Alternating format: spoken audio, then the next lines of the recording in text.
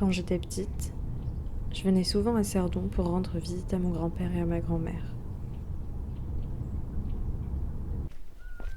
Maintenant j'ai grandi, mon grand-père est parti et ma grand-mère aussi.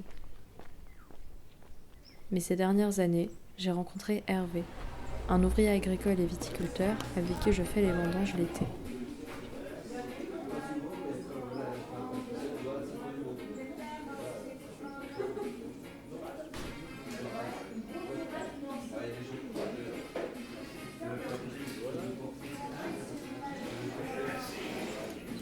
Ah, il y a du sucre au fond du verre. C'est du sucre. Oh, du sucre, hein. Du sucre.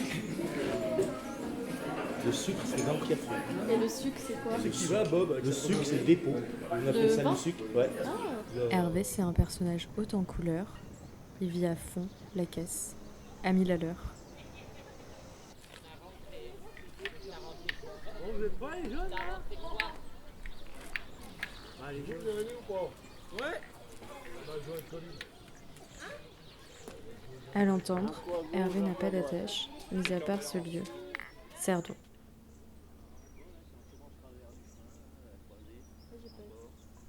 Alors, il est rempli de lierre, en fait. Il est ouvert, il est à gauche du bidon.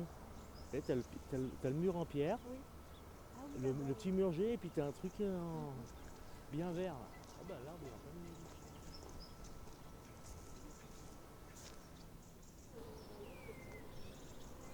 Tu peux faire le clap? Je m'appelle Messerly Hervé, j'habite à Cerdon, un petit village tranquille dans la campagne.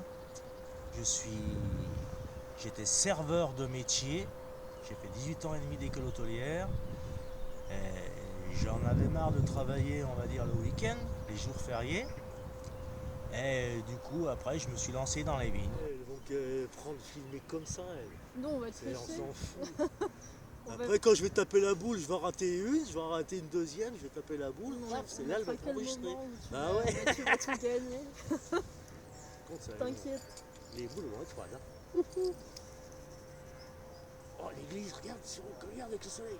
Moi, j'aime bien, faut profiter de la vie, là. Faire des repas des repas dansants, des soirées. Bon, boîte de nuit, c'est fini maintenant, mais oui, il faut profiter au maximum. Oui, moi, je pense. C'est rare que je n'ai pas une personne qui passe chez moi le soir, hein. Normalement, tous les jours de la semaine, j'ai presque quelqu'un qui passe me voir. Donc, c'est vrai que les amis comptent beaucoup aussi. Ouais, ça, c'est des vrais potes. Comme le club de pétanque, comme voilà, les chasseurs aussi. Ouais. Même pas du même âge, hein. Ouais. Mon collègue chasseur, il a l'âge de mes parents et c'est comme si j'étais son troisième fils, quoi. Ouais. Il en a déjà deux, donc c'est comme si j'étais son troisième. On s'entend super bien. On a parlé de c'est tout cool. et de rien, et puis Hervé m'a parlé de ses parents, qu'il a perdus quand il était jeune. C'était un peu difficile dans les premiers temps, mais c'est vrai qu'après, au fur et à mesure que le temps passe, ben on s'y fait, on oublie un petit peu, mais on n'oublie jamais, quoi. Ouais. C'est toujours gravé dans un coin, on n'oublie jamais. Ouais. Donc, bon, on va les voir de temps en temps au cimetière. Donc j'emmène le chien pour qu'elle leur dise bonjour. Voilà. Vu que c'est une chienne, elle leur dit bonjour, voilà. Mais pareil, les 100, elle sait qu'ils sont là, hein, mais voilà.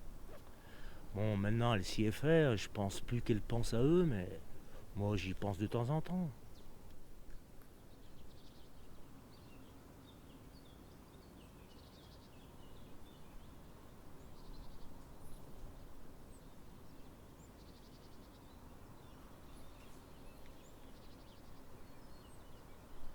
Malgré tout, Hervé garde sa joie de vivre.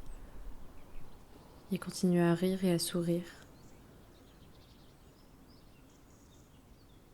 Et moi, je pense à mes grands-parents, avec qui je venais ici quand j'étais petite.